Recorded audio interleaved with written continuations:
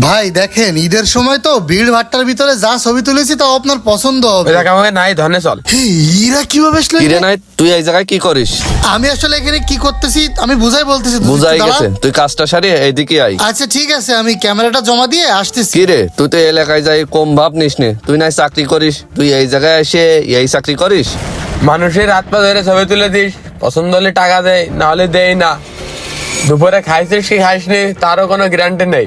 আবার নাকি তুই চাকরি করিস। ঠিকই, যে সময় একসাথে লেখাপড়া করতাম সে সময় তো বলতিস কিছু করব, ভালো কিছু করব, এই তোর ভালো কিছু ফটো তুলে মানুষের কাছে টাকা আরে নেয়া? তুই বাদ দে, ও আগের দিনও লেখা যায় কয়েছে কি ও নাকি চাকরি পেয়েছে। আমি যদি আগে জানতাম তাহলে আমার ছোট বোনের বিয়েতে তোরা জীবনেও দাওয়াত দিতাম না। ফটোগ্রাফার কোথাকার। দাওয়াত দিতিস না মানে? তোর ছোট বোনের বিয়েতে যে ফটোগ্রাফার লাগতো এইতে যাইতো, এ গেলে তো টাকা পয়সা লাগতো না। যতই হোক আমাদের বন্ধু বান্ধব মানুষ, টাকা দেবো কি জন্য? দোস্ত তোরা কিন্তু অতিরিক্ত বলে ফেলাচ্ছিস। কেউ কি সাত করে ফটোগ্রাফার হয়? লেখাপড়া তো আমরা সবাই একসঙ্গেই শেষ করেছি, কেন আজকে ফটোগ্রাফিটারে পেশা হিসেবে নিছি সেটা জিজ্ঞাসা কর। তা জিজ্ঞাসা না করে তোরা অপমান করতেছিস। এই খুব গায়ে লেগে গেছে না? মোড়ের পরে যায় যখন লম্বা কথা কও চাকরি করি, আমাকে ব্যবসা ছাড়া আমাকে কি করে তুমি জানো? ওইটা আমাকে গায়ে লাগে না? এ তুই চুপ কর দিন। তোর বাপ মা কি করে মিথ্যে কথা কয়? আগের দিনকে তোর বাপ ওই মসজিদের সামনে আমার চাচাকে সামনে কি গর্ব করে কলে আমার সাবাল চাকরি পাইছে, আর তোর চাকরি হলো এই। আসলে দোষ আমার বাবার কোনো দোষ নেই। আমি আমার বাবা মারে বলেছি আমি চাকরি করি। আসলে আমি এখানে ফটোগ্রাফি করে দৈনিক যা ইনকাম করি এক জায়গায় রেখে দিই, দিয়ে মাস শেষে একবারে নিয়ে মার হাতে টাকা দিই। আমি যখন প্রথম এখানে কাজটা পাইছিলাম মিষ্টি নিয়ে যাই বাবা মারে বলছিলাম আমি চাকরি পাইছি। কি করব বল, আমি তো বেকার ছিলাম। আমি বেকার অবস্থায় তোর বাবার অফিসে চাকরি দিতে গেছিলাম, মনে আছে তোর বক্কার? বন্ধু 3 দিন তোর বাড়িতে গেলাম, দেখা পাইলাম না বন্ধু 3 দিন। হ্যাঁ এটাই তো আমার বন্ধুর বাপের অফিস, চাই অফিসে যাই একটু চাকরি বাকরি। এই কিটা রে ভাই? এ ভাই দাঁড়ান দাঁড়ান, কি ব্যাপার উকি ঝুঁকি মারতেছেন দারোয়ান কেন? ভাই, এটা আমার বন্ধুর আব্বার অফিস। তোমার বন্ধুর আব্বার কিরকম অফিস? এটা প্রত্যেকদিন 10-12 জন আসে আর এরকম পরিচয় দেয়, সব উল্টো পাল্টা লোকজন আসে। তোমার কিরকম বন্ধু? ভাই বিশ্বাস করেন আমার একদম ছোটবেলার বন্ধু, আমরা একসাথে লেখাপড়া করেছি। লেখাপড়া করিছো তাই এখানে এসে উকি ঝুঁকি মারতেছো কেন? পারমিশন ছাড়া কি ঢোকা যায় এর ভিতরে? তুমি যে অফিসে ঢুকবা তা তোমার কাছে কি ঢোকার পারমিশন আছে? ভাই মেলা দিন তো আমার বন্ধুর সাথে দেখা হয় না, তাই ভাবলাম ওর বাড়ি যাই দেখি, কিন্তু বাড়ি পাইনি ওরে। ভাবলাম যে অফিসই আছে, তাই এখন পারমিশন আর কাটতে নেবো কন। আর আপনি কিডা?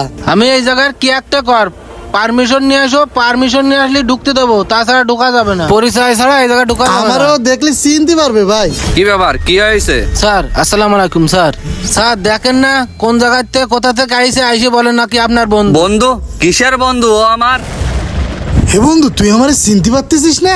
আরে আমি নাহিদ। কে নাহিদ? কোথাকার কে ভাই তুমি? তোমাকে তো আমি চিনতে পারছি না। কিরে কে বলতো তুই বললি স্যারের বন্ধু? এখন তো স্যার তো তোকে চেনেই না, বেরো এখান থেকে। দোস্ত তুই আমার সাথে ফাইজলামি করতেছিস না?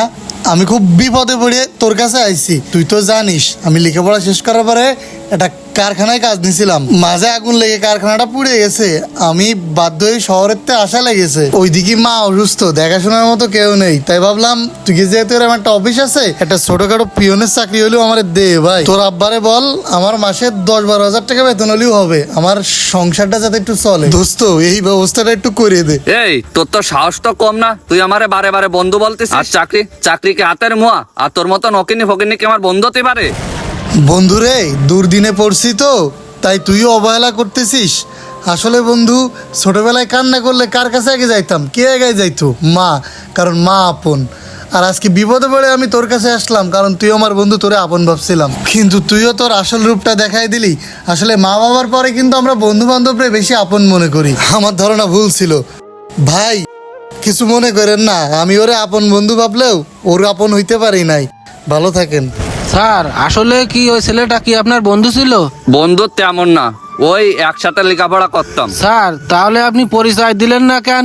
ওই গরিব ছেলেটার তো একটা চাকরি দিতে পারতেন। এসব অকিন্নি ফকিন্নিদের প্রশ্রয় দিলে মাথায় উঠে বসে। আজকে চাকরি চাবে, কালকে কোম্পানি চাবে। তুমি এত কথা বলতেছো কেন? যাও তোমার ডিউটিতে যাও। আচ্ছা ঠিক আছে স্যার, আমি আমার জায়গায় যাচ্ছি।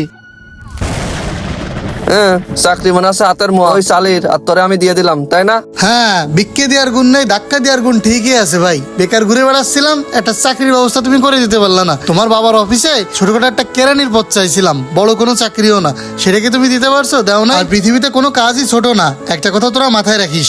ও তার মানে তুই বলতে চাচ্ছিস ভ্যান চালক, অটো চালক, সরকারি চাকরিজীবী সবার কর্ম এক? এই তো বুঝতে পারিস, আসলেই কোনো কাজই ছোট না, সবাই তো কর্ম করে দুমুঠো ভাত জোগাড় করার জন্য। সবই যখন বুঝলি, তাহলে এই চাকরি বাদ দিয়ে বাড়ি যায় একটা ভ্যান বানাইয়ে কাঁচা বাজারের তে প্রতিদিন আমাকে বাজারে মাল টানবি, তোর দেখবি প্রতিদিন 500-700 টাকা ইনকাম। ঠিক কথা বলেছিস বক্কার, সব যেহেতু সমান, তাহলে তুই এক কাজ কর, এই সমস্যা বাদ দে, দিয়ে একখান ভ্যান নিয়ে ভ্যান চালাই খাইকে। হ্যাঁ, ঠিকই বলেছিস, চালাচ্ছি না শুধু বাবা মার কথা চিন্তা করে, কাজটা করতে পারতেছি না। কারণ ছেলেরা এত শিক্ষিত করে লেখাপড়া শিখায় ছেলে ভ্যান চালাবে, এটা আমার বাবা মা হয়তো সহ্য করতে পারবে না। তা না হলে আমি ভ্যানই চালাইতাম। আর তুই ছোট ভাবতেছিস ফটোগ্রাফি, ফটোগ্রাফি কখনো ছোট কাজ না রে ভাই।